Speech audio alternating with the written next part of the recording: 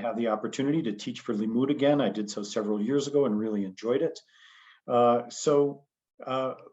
of the reason I wanted to have that particular introduction is because as a scholar, I don't really focus on interfaith relationships, but I do have a lot of experience with interfaith relationships.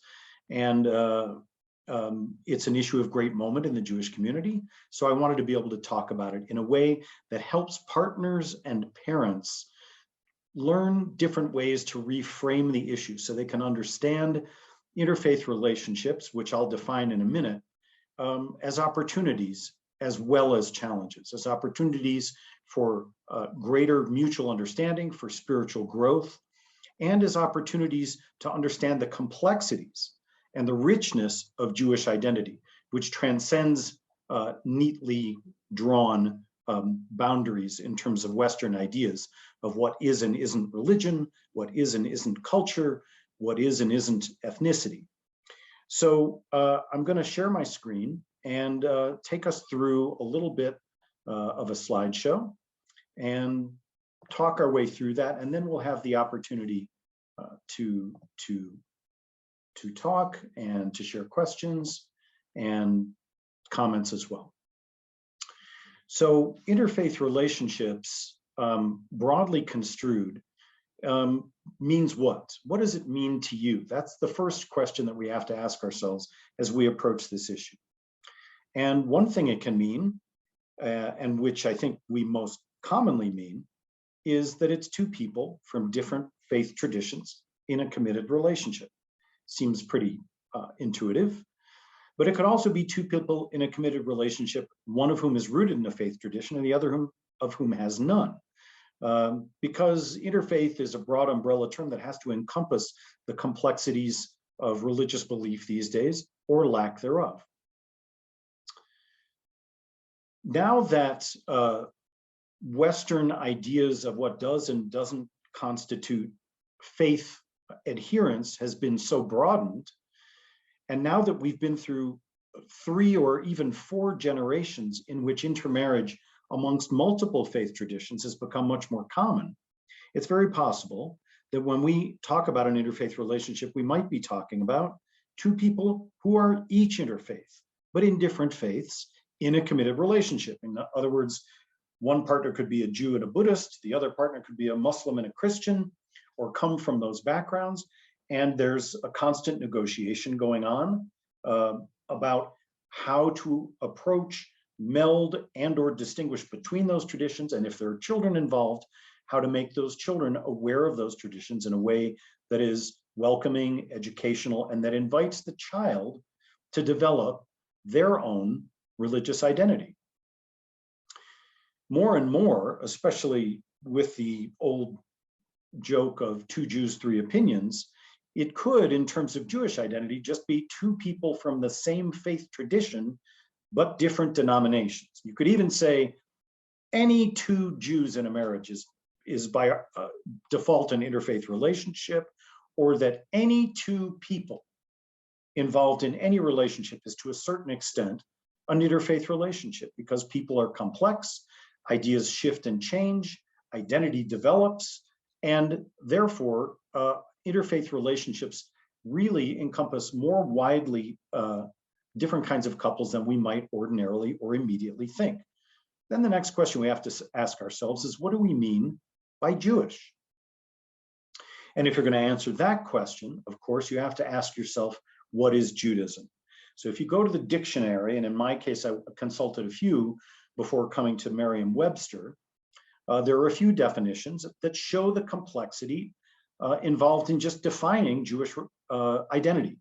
One is it's a religion, and that's often when we talk about interfaith relationships, obviously, that's where we stop, is in considering Judaism as a religion. If we marry somebody from another religious tradition, then we are in some ways endangering our own or our descendants' Jewish identities. But Judaism is more than a religion. It's also the cultural, social, and religious beliefs and practices of the Jews. So in a way, this becomes circular, right? What is Judaism? It's what Jews do. But we still haven't answered the question of who's Jewish. So Judaism is also conformity, right? Conformity builds community. What conformity are they talking about in this definition? Well, one thing they're talking about is conformity to what Jews do, or what Jews have traditionally done. That is, conformity to rites, conformity to ceremonies and practices. But Judaism is also Jews. The constitution of the body of the Jewish people is what Judaism is. So it's religious, it's cultural, it's social, it is traditional in terms of practices, and it's corporate, meaning the whole body of people who consider themselves Jewish, who call themselves Jewish, or who may not think of themselves as Jewish, but who were born and or raised Jewish, all constitute that big circle of what we mean by Jewish. So part of what I'm going to do today is take us through what the tradition says about interfaith relationships, because the tradition, you may be surprised to find, is not monolithic on this issue. The issue comes up repeatedly. The issue comes up in different eras and in different contexts.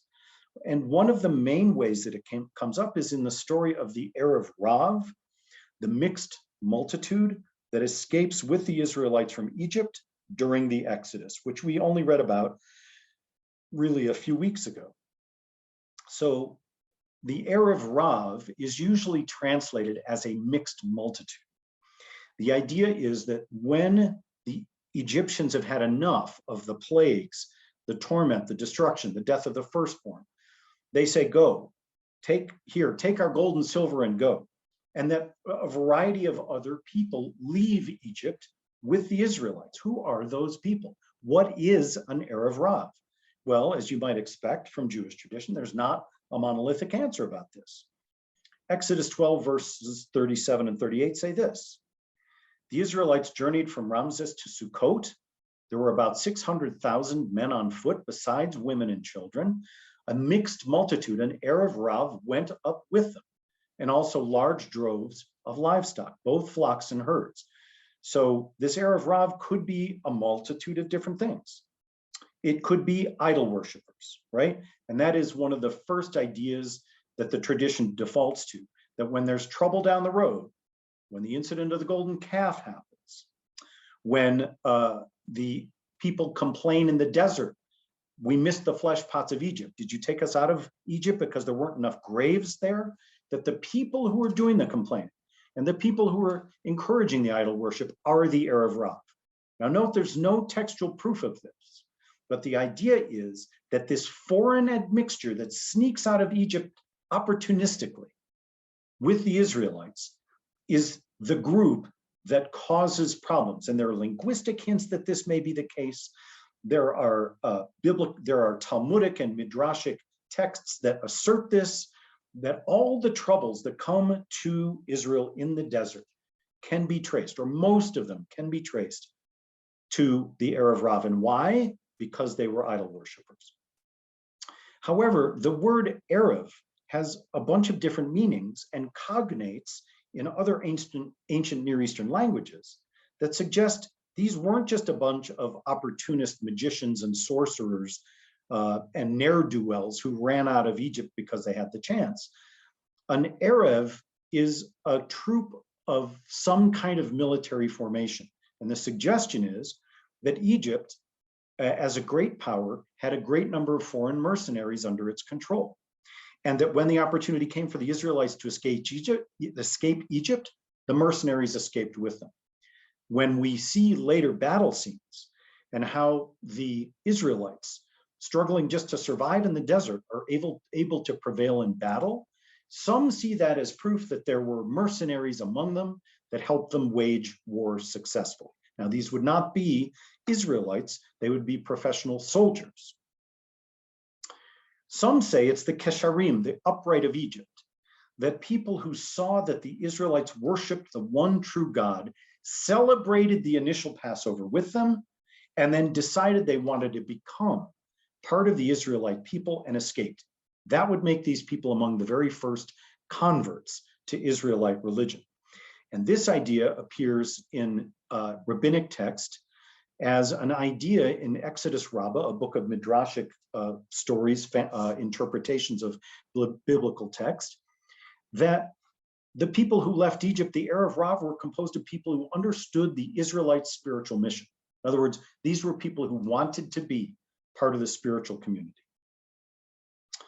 Finally, when we see the insertion of Hellenistic Greek thought into admixture with Israelite thought, we see that the idea of a mixed multitude is turned inward. It's not just tons of different kinds of people outside of us. It's also people within us. Philo of Alexandria was a great Hellenistic Jewish philosopher who lived at the very end of the period before the Common Era and into the early years of the Common Era, noted that leaving Egypt is a constant individual struggle. This is the Israelite struggle. We are Israel, strugglers with God. And one of the struggles that we constantly must face is the gathering of all the different aspects of our personality into one cohesive whole. And that the struggle of leaving Egypt is the struggle of leaving an enslaved mentality and uniting the mixed multitude within us. So now we've given a dime store tour, a nickel tour of what is Judaism. So then we have to ask ourselves, who's a Jew? Yes, we're going to spend some time with the Pew Study just to see what they said. And here's how the Pew Study began to define who is a Jew. So in the recent 2020 Pew Study of American Jewry, the Pew Study asked, aside from religion, do you consider yourself to be Jewish in any way? In any way. For example, ethnically, culturally, or because of your family background. So if you consider, and I'll show you a flow chart in a second of how they determined who is Jewish and who's not, and they give it purposefully, I think, a very expansive definition. So then there are Jews by religion, people who say their religion is Jewish and do not profess any other religion, plus Jews of no religion. So this goes back to the idea we discussed originally, that Judaism isn't simply a religion, and that you can be a Jew and an atheist, for example, or an agnostic. There's a proud Jewish atheist tradition. So Jews of no religion are people who describe themselves that way, as religiously atheist or agnostic, or just nothing in particular. But they have a Jewish background. They have a Jewish parent, or they were raised Jewish, and they still consider themselves Jewish in some way. So if you add Jews by religion and Jews of no religion, in the Pew Study, you get the net Jewish population. Now you have to peer a little closely at this because this is a screenshot from the Pew report. But what this shows you is how expansive their definition of Jewish identity is. Here's the flow chart. At the top, they ask, are you Jewish by religion and do you have no other religion? If you answer yes, you go down the left side of the column, boom, your ball falls into that category, you're Jewish by religion. You're Jewish. If you say no, you are not Jewish by religion, or you might have some other religion too, then they ask you a series of other questions. Were you raised Jewish? Or did you have a Jewish parent? If so, you still fall into the three Jewish categories on the left, either Jewish by religion, Jewish of no religion, or people of Jewish background. If you say no, you weren't raised Jewish, there's still a possibility that you'll be defined as Jewish, because aside from religion, they ask, do you consider yourself to be Jewish? Do you think you're Jewish? Do you have a Jewish neshama? Or do you use that as a signpost of your identity because of your family's background? If you say yes to that, you're a person with a Jewish affinity. Let me go back to that slide for a second. Only if you say no to everything, are you in that final last little circle that says no at the bottom right of the page, then you're not considered Jewish. So you can see that the definition of who's a Jew is very, very expansive. Before we come back to those statistics and how to identify them, let's look a little bit at what the tradition says. Now, the tradition says that 7 nations are out of bounds in terms of marriage. And this comes from the book of Deuteronomy. When the Lord your God brings you into the land you're entering to possess and drives out before you many nations, and then they name the 7 nations that are larger and stronger than Israel. Israel is not only not supposed to marry with them or make no treaty with them, they're supposed to destroy them utterly. Okay, so this is where the original prohibition against intermarriage comes from, that Israel is going to be taking over the land, that God's going to be clearing a path before them, that Israel should give no quarter to the people who are there, And that includes not marrying with them. After the destruction of the first temple and the return from the Babylonian exile, Ezra and Nehemiah urged the people to go all the way back to the traditional way. All the way back, meaning getting rid of all idols, getting rid of all practices that are not native Israelite practices, and abandoning families created with non-Jewish spouses.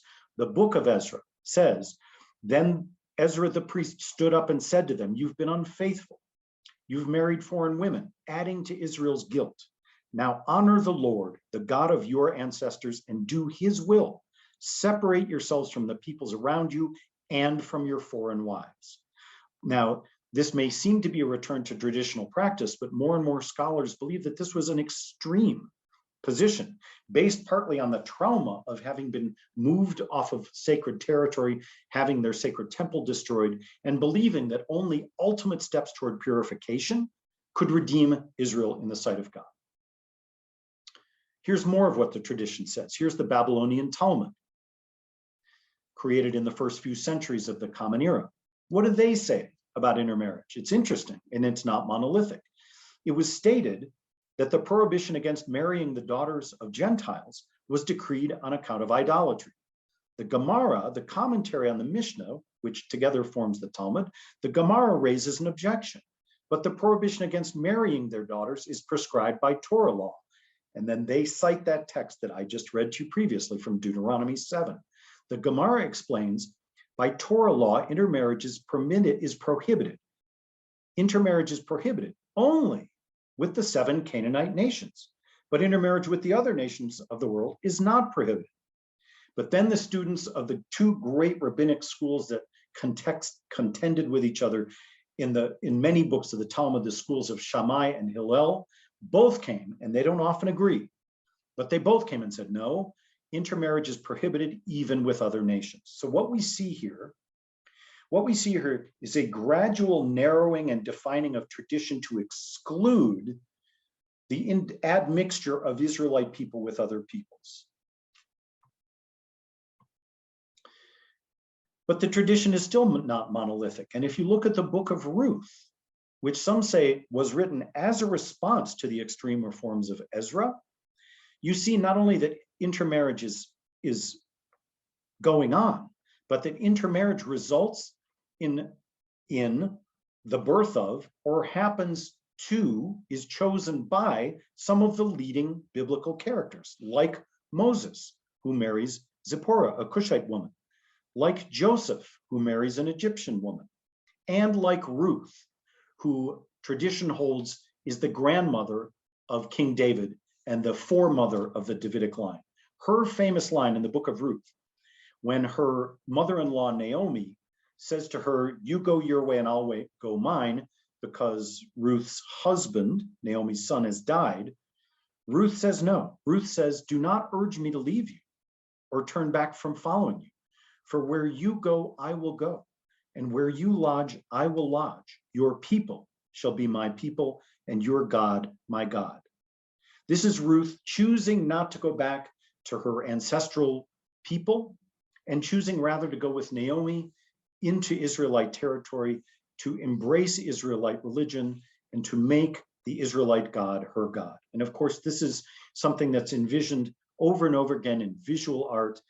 Interestingly, this is a painting by Philip Hermogenes Calderon, who was a French painter of Spanish origin working in England in the late 1900s. So if anybody understands about Erev Rav, it's a person like this who understands embracing new traditions. This artist paints a beautiful and evocative picture. Here is Ruth clinging to Naomi, while Naomi's other daughter-in-law, Orpah, waits to go back to the ancestral land that Ruth is expected to go to, but chooses not to go to. Ruth is saying to Naomi, your people are my people. Now we're back to the modern era and considering some of the questions surfaced by the Pew study. So if you look at this chart, what you see is increasing rates of intermarriage from 1980 to 2020. 1980 on the left, 2010 to 2020 on the right. And you see the chart, except for one little dip, goes up steadily, so that whereas before 1980, roughly 18% of Jews are married to a non-Jewish spouse. In 2010 to 2020, people who marry in that period, 61% of all married Jews and 72% of non-Orthodox married Jews are married to a non-Jewish spouse. That is well more than half, approaching 3/4 of the people who married in the last roughly 12 years, who were Jewish, got married to a spouse who isn't. But how we tell this story is going to determine a lot about whether and to what extent we understand intermarriage as an opportunity and not a problem. Now, I call this presentation a primer for partners and parents because I think all people want to understand the challenges of intermarriage, but also want to work things a little more toward their own point of view. And the struggle here, I would submit, is not to get other people to do what you want them to do, but really to expand your definition and understanding of what Judaism is, so that everyone around the Jewish person can participate in that tradition in a way that is meaningful to them. And if we're going to do that, then we have to see these statistics not only as challenges, not only as a crisis, but as a real opportunity. So 18 Doors is a wonderful organization that provides resources to people involved in interfaith relationships. And they took a look at the Pew study, and this is an excellent article on their website that looks at the way the Pew study frames some of these statistics and says, hey, wait a second, there's a whole different way to look at this that doesn't inculcate a sense of catastrophe.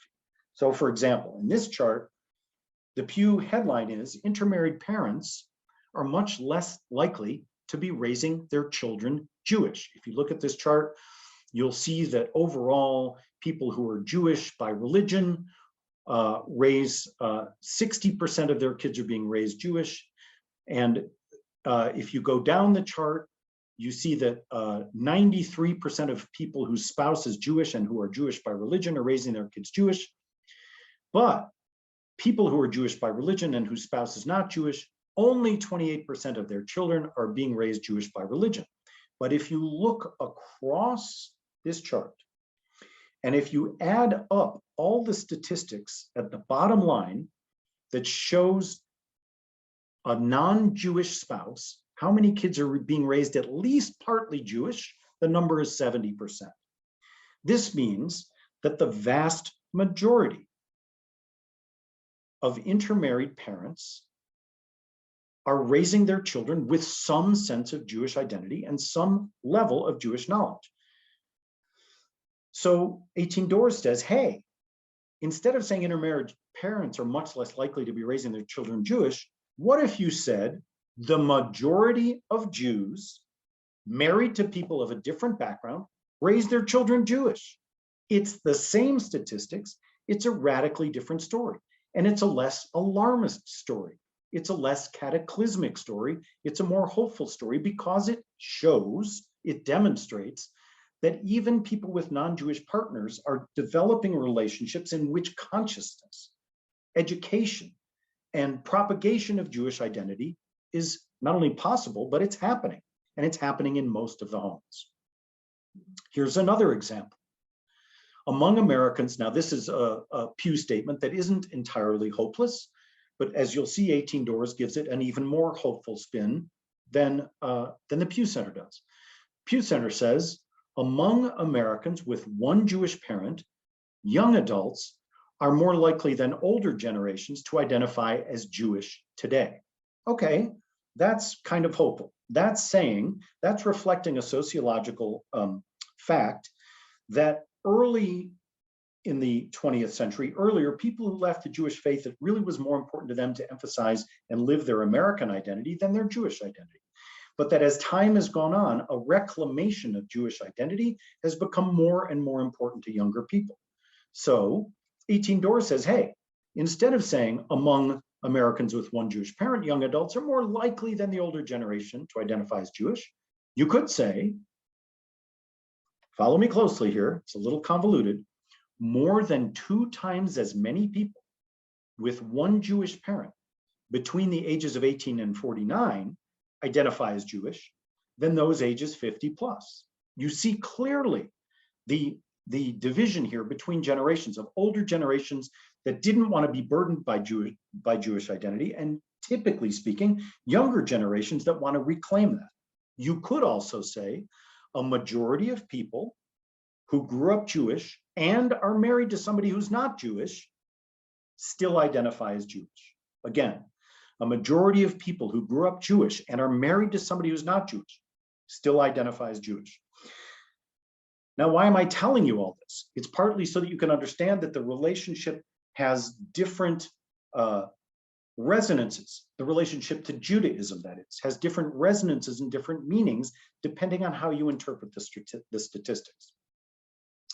And I'm also telling you this story because I have 3 kids who were raised in a very observant Jewish home, who attended synagogue every week for their entire childhoods, who went to Jewish day school through 8th grade, and all of whom are either married, engaged, or in committed relationships with non-Jewish people. So I'm living this because I'm watching how the kids, in the process of developing mature, stable relationships, are negotiating with their partners the kind of a Jewish identity they want to maintain and that they want to pass along to their children. So this has some sort of resonance with me as well. I just want to pause here and welcome those of you who just joined. I'm very glad to see you, and I hope there wasn't any technological challenge that kept you from joining us. I want to pause here momentarily and talk about the role of the Jewish woman in interfaith relationships, because whether it's fair or not, research shows that the Jewish woman in an interfaith relationship is the driver, more often than not, of whether and to what extent Jewish identity, Jewish values, Jewish practices, and Jewish education happen in the home. This is from Karen McGinnity's excellent book, Still Jewish, A History of Women and Intermarriage in America. She says, intermarried Jewish women were caught, and this is talking mostly about the last 2 decades of the 20th century. Intermarried Jewish women were caught between contemporary ideas about gender equality and the unyielding structural realities of family life that meant more work for mother, such as keeping children well occupied and engaged with relatives. Women were largely the information gatherers, the social planners, the communicators with extended family members. She also said, the consensus among scholars is that of those children raised as Jewish, a majority have Jewish mothers. And then Professor McGinnity tells the story of a little girl who is learning about her Jewish identity. Her mother and her 2 sisters are Jewish, and her father's not. And so the little girl asks the logical question, Mom, do you have to be a girl to be Jewish? Well, the answer is obviously no, but this question is an insightful one because the mother was Jewish in this particular family, the father was not. The kids were being raised Jewish. The father was a willing partner in that endeavor, but chose not to convert. The girl looked around and made a logical conclusion. It must be that if you're female, then you get to be Jewish. And if you're a guy, tough luck. So we're going to pause in a moment for just a little bit of conversation with those of you who are here. And I will try to lead this conversation. We were going to do breakout rooms, but I don't think that's going to work. So I'm just going to ask some questions and ask you to be brave, turn on your camera, share some thoughts if you're willing to do so. So what I've done so far, for those of you who've missed some of it, is I've talked about what constitutes Jewish identity. It's not just religion. It's ethnicity, it's culture, it's history, it's genetics, and it's religion as well. I've talked about textual views of interfaith relationships and Jewish identity. And then I've talked most recently about how the woman plays a critical role, sometimes whether she wants to or not, in the formation and the propagation of Jewish identity. I've also talked about the fact that neither Jewish identity writ large or in an individual person is monolithic. It's fluid, it's dynamic. Every relationship is a negotiation. Every individual self comprises multiple nodes of identity. If we're Jewish, we're not only Jewish. And if we're not Jewish, it doesn't mean we have nothing to do with Judaism if we have a Jewish partner or child. Again, I can't stress this enough. Every religion, and here we are talking about the Jewish religion, every religion is dynamic. Every culture is ever changing. Every ethnicity is complex, and every national group is diverse. And Judaism, comprising all of these categories, is exponentially dynamic and diverse and complex. The practical advice that I want to emphasize is that encouraging and welcoming participation in Jewish life are key to meaningful and lasting Jewish engagement. This is to say that our concern for people in interfaith relationships, which may be us, I didn't ask that at the beginning, but I was going to, it could be us, it could be people we care about. We don't accomplish as much if we try to force people to be Jewish as we do if we welcome and encourage participation in Jewish life. To quote Mick Jagger, you can't always get what you want, but if you try sometimes, you just might find you get what you need. So we were going to do a breakout session, but now I think we're going to do conversation. So I would welcome those of you who are here, who would like to participate, to please turn on your cameras and your mics and participate. Here are the questions that I'd like us to talk about. One is, what is the problem that an interfaith relationship presents to you? Is there a problem? If so, how would you define the problem? The second question is, and you can answer any or all of these, or none if you don't want to talk, what's the opportunity? Because with every problem, there's an opportunity. And as I've tried to show you in the first 35 minutes or so of this presentation, Jewish identity is vast and dynamic. So there's an opportunity there. There's an opportunity, if Jewish identity is in some way important, to share that identity. So what is the opportunity for you? Finally, what are the concrete steps you can take to realize the opportunity and minimize the problem? So for the moment, I'm going to stop sharing my screen. I'm going to thank those of you who are here, and I'm going to just ask that you talk to us and tell us a little bit about the relationship that, the interfaith relationship that you're considering when you're here with us today, what the problems and what the opportunities are, and what could help you maximize the opportunity and minimize the problem. Anybody want to go? Yes, I see that the screen name is Elliot. Right. Hi. Hi, Elliot. I have two living examples. My daughter is Jewish, is married to a lapsed Catholic. My son, who is Jewish, is married to a Christian. They're both raising their children as Jewish and in different ways. But in the case of my daughter, she's the driving force. Her husband cooperates, but sort of like a passive participant. He cooperates, he puts on a kippah, but he's not active in it. Whereas my daughter-in-law with my son, who is Jewish, she goes along with it. And they had a bris and all that kind of stuff for our grandson. But the question is, what is the role of the grandparents here? We don't want to push. We don't want to influence in any way. We're just sort of letting them define their own direction. And yet we're concerned about what that future direction is. It's a great question. I'm so glad you asked this question. I called this presentation a primer for partners and parents, but obviously grandparents play a huge role. And one thing I want to say about that is that they both grew up in traditional Jewish homes, by the way. Okay, all good. My kids grew up in traditional Jewish homes. So one thing I can say about that is that the best thing I think that a grandparent can do is communicate a love for the tradition. That means when they're with you, to the extent that you're not imposing, first of all, it matters where you are. If the grandchildren are in your house, say for a Seder or for Shabbat or for some Jewish holiday, or even if they're just spending the night or you're going to visit them, when they're on your territory, if you check with the parents, I think it's totally fine to show the children to live with them through some aspect of Jewish tradition that you value, that means something to you, and explain to them why you value it and why it means something to you. But that when you're on your children's or your in-laws' turf, you do Jewish the way they want to do Jewish. And that any discussions that happen about how they're doing Jewish happen separately.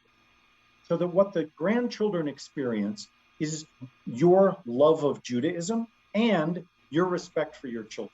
Does that make sense? Yes, yes, it does. By the way, just aside, can we get copies of your charts that you presented? Is there any way we can get copies of that? Yes, I will send a copy of that to Matt Jasper, who's kindly the room captain for this presentation, and he will send it along to you. All right, thank you. For those of you who've just joined us, I just want to ask the questions again and invite you to participate. What is the interfaith relationship you're considering? What's the challenge and what's the opportunity? And how can we help maximize the opportunity and minimize the challenge? Does anybody want to jump in? Hi, David. Hi. I'm Anita Silberg. I'm also going to be moderating some other sessions. I'm on the board with Limmud North America, and I got the times wrong because I'm in Chicago, not New York. Okay. I was stressing. Yeah.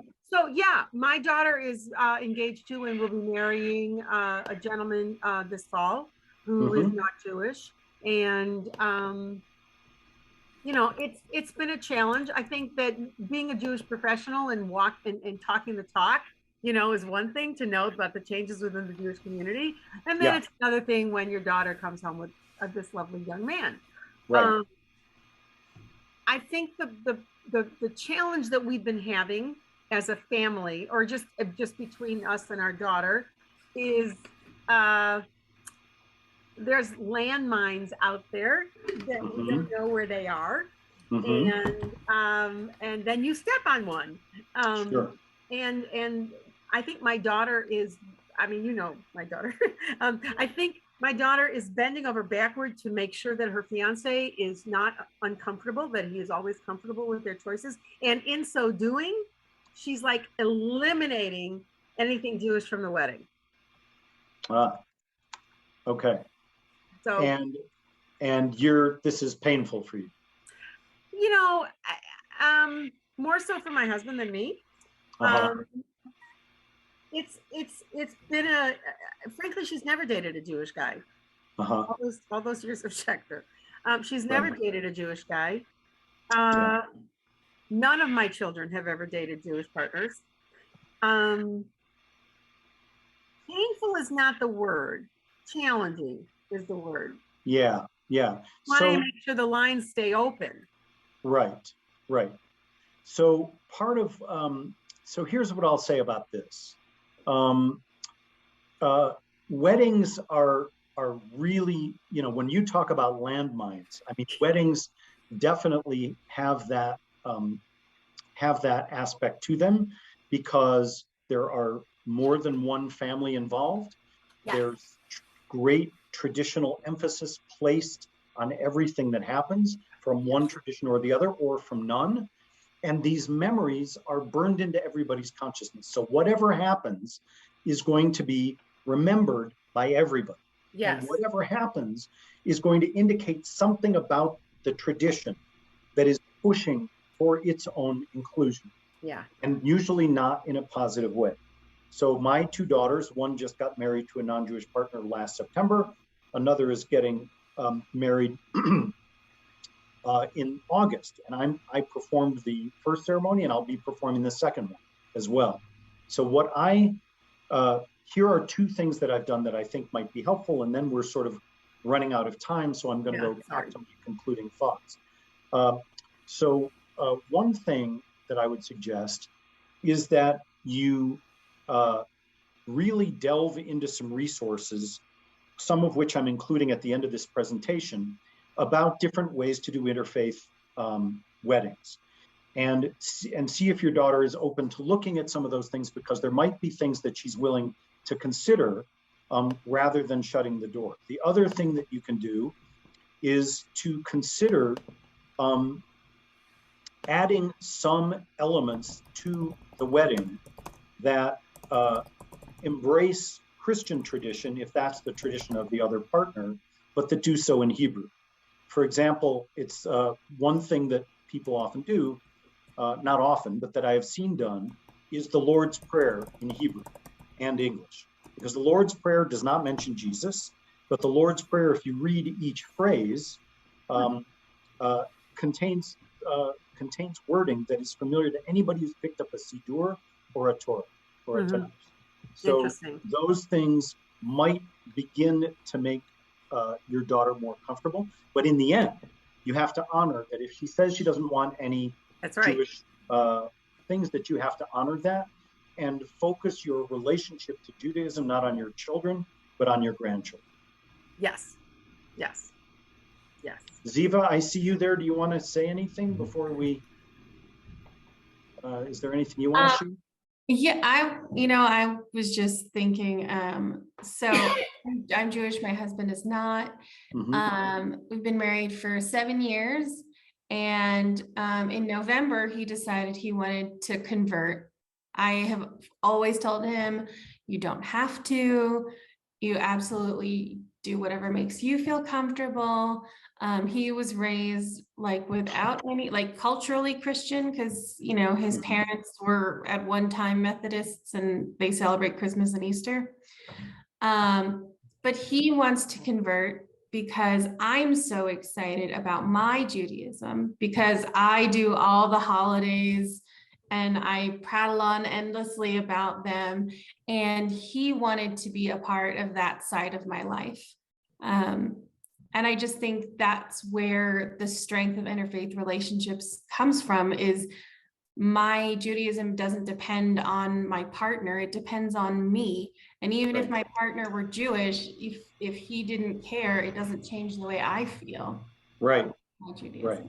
And this goes back to some of the comments I made earlier, that oftentimes the Jewish woman is the driver of not just Jewish identity, but whatever spiritual, religious, and overall corporate identity the family has. And in your case, you're proving out what statistics have shown, that when families are Jewish, when couples are Jewish, more often than the other way, it is because the woman is Jewish and has a strong Jewish identity. Yeah. And the important thing is to continue to welcome your husband into that, and to help reward his enthusiasm with inclusion, and to make sure your community does that as well. Yeah, and I think I saw that you were using the latest Pew survey about the overwhelming percentages of interfaith couples. I think the point is it's here. It's not going anywhere. It's time to accept it. And I do think, in particular, HEC is guilty of not admitting interfaith couples into their rabbinic program, which I don't think is an acceptable policy anymore. It's time to realize where we're going. Absolutely. For those of you who want more resources, Matt has just put in the chat some very helpful websites, including one from the conservative movement. And I'm just going to wrap up now, since we are running short on time.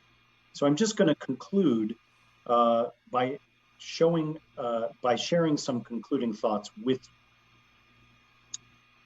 So, as Eva's pointed out, interfaith relationships are part of the ongoing dynamism and fluidity of Jewish tradition, not just in the modern world, but in the postmodern world. Interfaith relationships are here. So the challenge is to maximize the opportunities for spiritual, personal, familial, and cultural growth that comes with those relationships. I wanted to emphasize too that interfaith relationships can strengthen Jewish identity, not just in the person who is along for the ride, but for the person who was born Jewish as well. It's important that couples settle on what they both want and what they're both willing to live with, not only for themselves, but for anybody else in their household, like children. Remember too, and I think in the West we're guilty of overestimating our impact and our ability to influence our children, who come out as fully formed individuals. The only thing they're lacking is language. And in the end, they will make up their own minds. The thing that influences children to take part in Jewish life, some are ineffable. Like a kid might have a Jewish neshama, and there's just no telling where it came from or why that is the case, but a kid is drawn to Judaism. If that isn't the case, it's still important to respect the fact that the child will make up their own mind as they grow, and that communicating your love for the tradition in a non-judgmental way is important. And there are two principal ways to do that, with learning and observance. And I put an asterisk by observance for a reason, because if you are Jewish and there are children or grandchildren from an interfaith relationship, observance means the whole totality of things that you do as a human being and as a Jew. You can teach things to people about being Jewish, but they also observe you being a Jew in the world. If you can teach and if you can model, then you can strengthen individual identity, but you can also encourage a sense of community that includes Judaism as one of a constellation of nodes of identity. And remember, continuity is complex. Our tradition tends to paint it as linear and bimodal. It's either one thing or the other. The historical truth is it's far more complicated than that. Finally, here's a quote from the CEO of the United Synagogue of Conservative Judaism, the main organic corporate body of conservative Judaism. If the conservative Jews are saying this, you know change is afoot. Intermarriage is an opportunity, not a curse. We need to stop seeing intermarriage as a failure or betrayal and start seeing that these are people engaged in loving relationships. We need to support them and engage them in loving ways in Jewish love. Finally, Matt has put these resources in the chat, some resources for interfaith couples, families, parents, and grandparents. I encourage you to explore these resources because they will lead you to others. And finally, I'm sorry if the link was broken and it took you all a while to get here, but I'm very grateful that you came. I want to thank you for coming, and I want to encourage you to continue to explore ways that you can grow enthusiasm for Jewish identity by just bringing people into the circle of Jewish life in a non-judgmental, loving, and inclusive way. Thank you very much.